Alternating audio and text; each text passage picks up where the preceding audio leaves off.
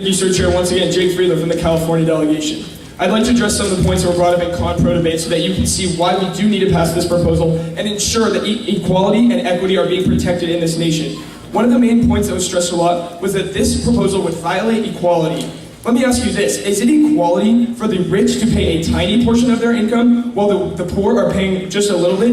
Is it equality that when a wealthy person gets a fine, they can pay it off no problem? Maybe they can't get a watch that day, but they can pay it off no problem. But when the poor person gets a fine, they're not maybe going to be able to put food on the table or buy that next tank of gas. That doesn't make sense. Everybody needs to be deterred. Everybody's fines need to hurt because these people are committing crimes, and when you commit a crime, you should be punished. To those who claim that just because a person is of a higher income, they shouldn't be paying more.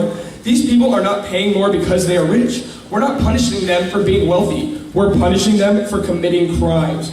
If you believe this logic, you should also believe that we're currently punishing the poor for being poor. Because right now they are paying a massive percentage of their weekly income, while somebody making $1 million a year is paying what he makes in maybe just a couple of minutes. It doesn't make sense. Everyone is committing the same crime. Everyone should have to suffer in the same way so that they won't do it again.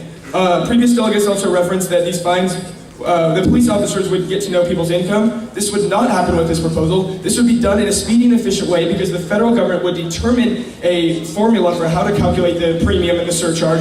And when someone's pulled over, that person's name would be sent into the government. The federal government would calculate it based on what's on their income tax filing forms, and that would be sent back to the police stations. Maybe it would take one day more than what we're doing today, but that one day is worth the equality we gain from giving that person a surcharge.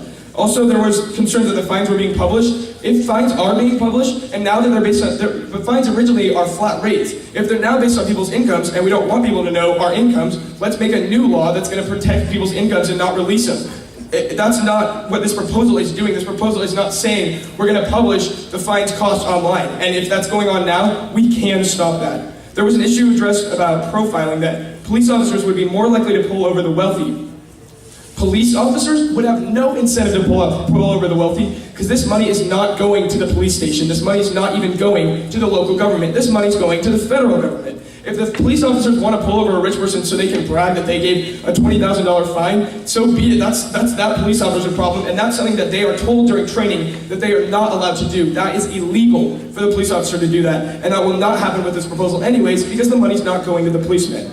There was a delegate who referenced that justice is blind. Maybe it's time justice got LASIK surgery and realized that just because justice is blind doesn't mean we have to give everyone the same flat fine. The same flat fine is not working, but what would work is this proposal. In fact, a study by the United States Department of Justice, the most reliable source on this issue, has claimed that passing this proposal would institute a 10% drop in repeat offenses. That means 10% of the wealthy would be more likely to not commit a crime again in the future. That 10% might not sound like a lot, but that's hundreds of thousands of drivers that will be driving more safely and not have to worry about, and we won't have to worry about them not being deterred from their crimes.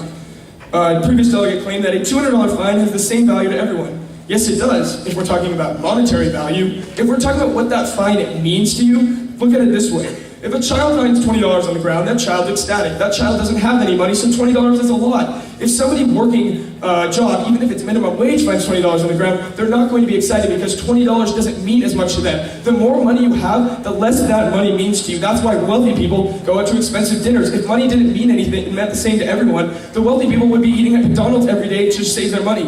With increasing wealth, the value of the money that those people have is decreasing. There's a difference between equality and equity. Equality is $200 and equals $200. Equity is realizing that $200 does not mean the same thing to everyone. I'm sorry, delegate, time has elapsed. At this time, the committee will now move into